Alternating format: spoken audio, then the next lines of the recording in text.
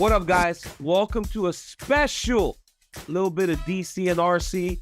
And you know me, right? I'm the guy that like to start a little bit of stuff. Ryan Clark is above that, so he took the day off. I'm joined now by the main event of UFC 291 live from Salt Lake City, one of my favorite cities to go and watch fights. Dustin Poirier, the former UFC interim lightweight champion, and Justin Gaethje, the former UFC interim lightweight champion. Fellas, thank y'all for joining me. How y'all doing? Good. Selling tickets. You over there? Well, JG, somebody had to go sell tickets. Then I heard that when it was brought up, Poirier told me he was like, expletive, go sell tickets to Utah. I'm staying in Florida. I heard the A side made the call that you had to get Utah to be on the ground. Someone's got to make us the money, baby. Let's go. We're going to fight, so we might as well cash in on it. Yeah, you might as well. So, Dustin, I'm looking at you too, and Gaethje still kind of looks like he's getting into camp. You look like you hard at work already, like in shape. Face looks thin. Did you expect the fight to be sooner or something? Nah, I just had a while, I had a long layoff, so I just been working, But yeah, I'm in Florida. I'm between sessions right now. We working, man. What about you, JG? You call me fat? I'm not calling you fat. I got a black eye already. Yeah, I'm seeing he got a black eye. You still look fresh faced. You look the same as you do when you walk onto the golf course in your free time. That's because I got my nutritionist. She's been there for a long time now. I'm trying not to get fat in between fights anymore. I'm too old for that shit. All right, fellas, talk me through the process. How did this fight come together? And I heard that you guys are going to fight a long time. I heard that they wanted you guys to fight in Vancouver, which is the next pay-per-view coming up. Why didn't it happen then? And what was the process of getting you two together in Utah and having the BMF title on the line for it? Justin, you go first. Did you say Justin or Dustin? I didn't even... Dustin. Yeah, the Vancouver thing, we were talking about it with the UFC. It never really, a contract never came through. It never materialized. And then whenever Oliveira got hurt, they switched that to the co-main spot under Amanda Nunes, and they kind of stopped talking about it with me. Then they brought this date up to me, and it worked for me because my daughter's out of school, so I can do a training camp with my family, for most of the training. And what about you, JG? Yeah, I mean, coming off the fight in June, when they called me for June, I was like, that's a little bit too soon, Still took a couple weeks to kind of recuperate. That dude was super fast, kicked a lot. He needed my arms to heal up, so I, had to take a little time before I got back to training. And so I told him I wanted to push it out a little bit in July 29th, especially main event pay-per-view for such a prestigious title. I mean, it was a no-brainer. When I look at you two are, and the excitement around the fight announcement shows why you two should be fighting for the BMF title. When you talk about the BMF championship, was that something that was brought to you guys initially? If it was in Vancouver, or was this something that kind of became reality when you were going to main event and fighting in Salt Lake City? And what does that belt even mean to you two after watching Diaz and Masvidal fight for it the first time?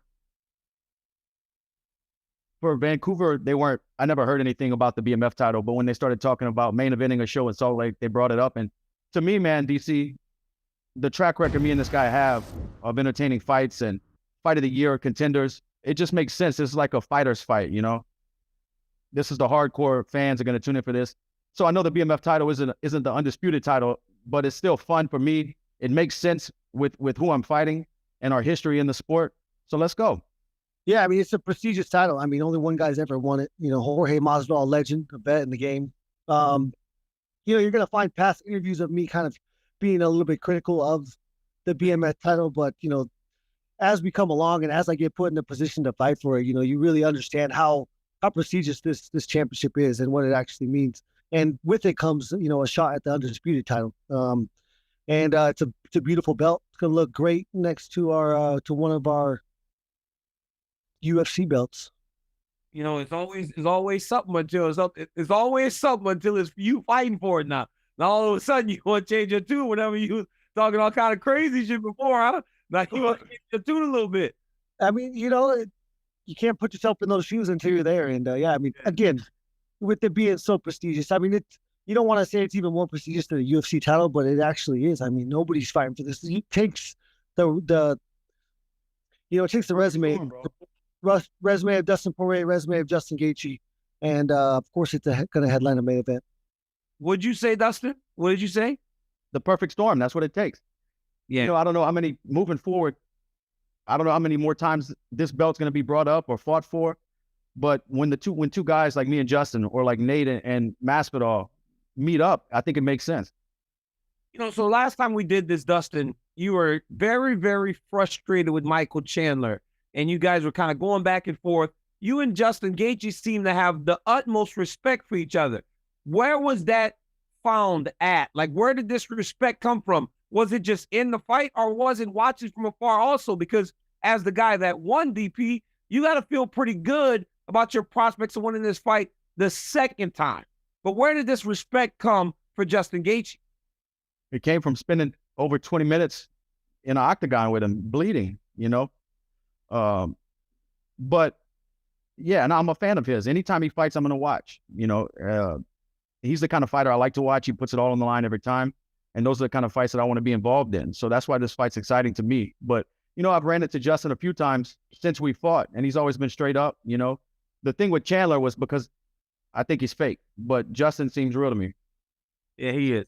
What separates Dustin Poirier Justin from the other guys that you have fought? Like, when you think about the rematch with Dustin Poirier, what stood out in the octagon from that night way back in the day that was the first time you ever lost a fight, right, JG? Was Dustin Poirier? I lost already right before that, yeah. No, it was a great learning experience. I mean, tons of respect for the dude that, he's a dog, and what he's done to McGregor in the last couple of fights was super impressive, and I always love to see that dude get broken. So this guy's a dog, and I know I'm gonna have to be perfect. I know that there's no need for animosity. We're two of the best, most violent athletes in the sport. We both love what we do. We both love the carnage, and we're both content with what we're about to put ourselves through. It's all preparation. He's super confident. I'm super confident coming off this last win. And again, this card is stacked. It's going to be an electric night. Look, Daniel, I know what you want. You want us to sit here and talk back and forth. Look, these kind of fights don't need that. You know what you're getting. Hey, what's understood don't need to be explained. 25 minutes of something nasty is going to happen July 29th. And we both know that. You know that. Everybody clicking pay-per-view buy knows that. Let's go, man. No, I get it, DP. I get that you don't need to sell, right? And we have seen pay-per-views do well without the sell. But Justin, you just said something very, very important. You said perfect. I have to be perfect. 100%. Does perfect even exist inside of an octagon? Perfect doesn't exist inside of an octagon. Does that come with a lot of pressure because you fought him before, knowing, man, I can't make any of the mistakes I made before. Therefore, I got to try to be perfect inside the octagon, and that don't exist. Yeah, I mean, that fight was 5 years ago. That is not even a factor. It won't be a factor July 29th. I'm not the same guy. He's not the same guy. Again, I need to be more perfect than him. I need to make less mistakes than him. I need to capitalize on the mistakes that he makes. Of course, you're not perfect in a fight, but ultimately, it's up to me to take advantage of the mistakes that he makes and make him make mistakes. And that's the name of this game. High level fights, two guys with the skills that we possess. You have to be perfect. DP, how perfect were you in 2018?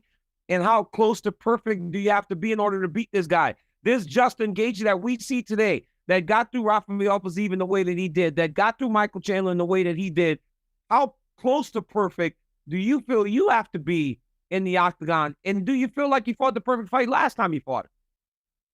No, I made a lot of mistakes last time. Nobody, like we just said, nobody's perfect. We're chasing it. Every time we want to show improvement, we're chasing it, but nobody's perfect.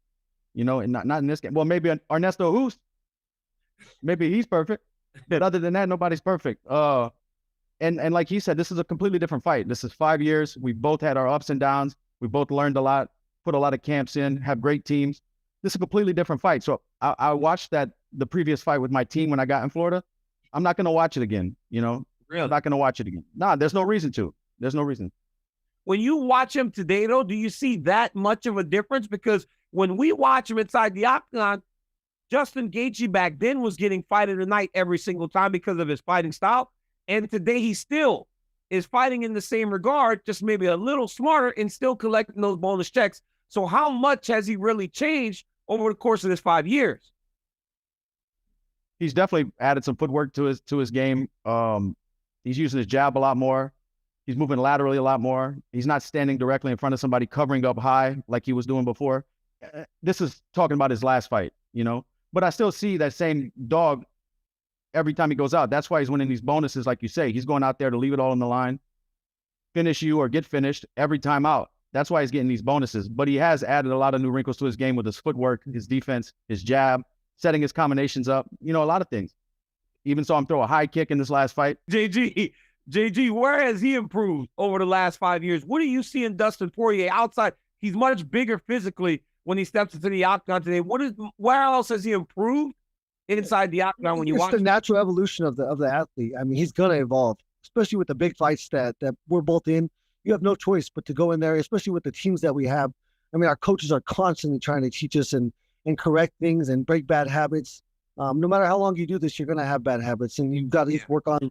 We got 8 weeks from Saturday to work on confidence and to work on all that. So, I mean, I think he's a dog. He was a dog then. He's a dog now. He's just a more confident and more refined and more a better athlete in general. And the wins, the losses, all the ups and downs that we faced is just part of the game, and it teaches us to grow, and it teaches us to control emotions more. So I think that we're both more capable of being a more controlled killer, if you want to say. So Justin, with all that being said, and you, Dustin, you guys have both had ups and downs, something that you both mentioned the entire time. Both have held UFC gold. Both have also fought again for UFC gold. Is this BMF championship an opportunity to propel you into that one last run at trying to get to the top? Because I know ultimately that you two guys both still have championship aspirations. Dustin? 100%. I think this is a number one contender fight for sure. I don't think we jump over Beneil if he wins, but I think we're next in line. And over Charles Oliveira, right? Because him and Islam just fought, like whoever wins this fight should get the Islam fight, considering it's a new matchup. Or at least that's what I would imagine. That's what I would imagine too. But you know how this is, man. If it's not in writing on contract, we just take it one day at a time. And Justin, do you feel like this BMF championship makes it easier for you to say, hey, I'm next for a title fight? Because now you've won 2 in a row, and if you win this one, that'll be 3 in a row, and that would warrant a championship fight, wouldn't it? Yeah, I mean these rankings are for a reason. They might not be as legit as we think they are, but he's number 2, I'm number 3, number 1 fight number 4, and the champion needs someone to fight. I think if Darius wins, he's gonna fight in October, and the winner of that fight will fight the winner of this fight. Do you feel? And if Oliveira loses, then yeah, I think one of us is going to be right back in the camp. Right back in the camp. Justin, you have said recently that you're kind of making one last run at this thing. Is Utah, July 29th, a do or die for you? Or do you ever look at things like that? Yeah, I mean, I wouldn't consider like, obviously I'm planning on winning, but even, I don't want to put myself in a position where I got to think if I lose, but I wouldn't imagine the fire's not gone. When I talk in those hyperboles, I'm talking about the future, and I'm talking about the reality of the situation. I'm 35 fights into a career. I'm 34 years old. There's plenty of examples of going too long, and I have people around me that love me that are gonna prevent that, and I trust them. And when they want to have that conversation, I'll listen to it. But for right now, we're full steam ahead. I mean, this is a lifelong journey, a lifelong just work. I've been working for so long. We've both been working for so long, and yeah, this is a fun ride. I thank God every day for the journey that I've been on, for the opportunity to inspire the world through winning or losing. And so yeah, I'm excited for another opportunity to go out there and put it on the line. In DP, there's no thoughts of the end for you at this point in your career, no, right? I try not to focus on it. I mean, I know it's coming. It's inevitable. Father Time is undefeated, but I've been, like Justin said, I've been fighting a long time. This is my 47th mixed martial arts fight, and we'll see. I don't look that far, one fight at a time. After July 29th, we assess the situation and take it from there. But I still feel great, man. My body feels good. My mind feels good. I still love what I do. So as long as that's there, I'm still here. Boys, how does the fight end on July 29th? Dustin, can you finish this guy again? A guy that doesn't really get finished. And Justin, how do you change the outcome from the first time? Because the stakes are high in this one. It's more than just the belt. Because whoever wins this one really does prove who is one of the toughest son of a guns on the entire planet. Because we know what you two are capable of. Can you finish this guy again, Dustin Poirier? And then, Justin, how do you flip the result? I can finish him again, 100%. I can finish anybody in the world at 155 pounds. I just have to be in the right mental space, ready to perform. You know, it's 25 minutes to get it done. And July 29th, bro, I'm going to be brilliant in there, man. I'm telling you. What'd you ask me? I just asked you, how do you flip the result? How do you change what happened in the first fight? How do you beat a guy that has proven to do something that's been so difficult to do, not only beat you, but get a finish? Yeah, I mean, every fight is its own time. That was 5 years ago. I do not believe that is a factor. I won't watch that fight. The UFC made me watch it the other day, and it's a fun fight to watch. But like I said, I felt like an idiot, and but that's a challenge that we're facing every time. Every fight is so different. I fought Oliveira like an idiot. That was 2 fights ago. I fought the last fight perfect. I fought the fight before Oliveira perfect against Chandler. So it's just every one of these is a different circumstance, a different time. And it's all that. It's 25 minutes on July 29th. That's all that matters. What's going to happen, I don't know. I'm preparing for 25 minutes of hell because I know I'm fighting a dog, and I know that I'll never quit on myself, and he knows that. And so I'm sure we're both going to be as prepared as we possibly can. Guys, you got 2 of the toughest men walking God's green earth fighting for the BMF championship on July 29th. But it does not stop there. This pay-per-view card is absolutely stacked, from these guys fighting to the co-main event, all the way down to the fight that starts the card. UFC 291 is going to be an absolute banger from Salt Lake City. But all you got to do, guys, is look at the marquee. And when you see Dustin Poirier and when you see Justin Gaethje, you hit the buy button, because these dudes guarantee fireworks. Fellas, thank you so much for joining me. I appreciate you guys tapping in. And good luck, man, in training camp. Stay healthy, because I could not imagine going to Salt Lake City and not getting to watch you two guys. Hey, calm down. Hey, hey, Poirier's from Louisiana, so he throwing salt over his shoulder. He knocking on wood. He doing everything. I hope y'all want to stay healthy, man, because July 29th is going to be amazing. Thank y'all for joining me, fellas. All right, later, boys. Let's go.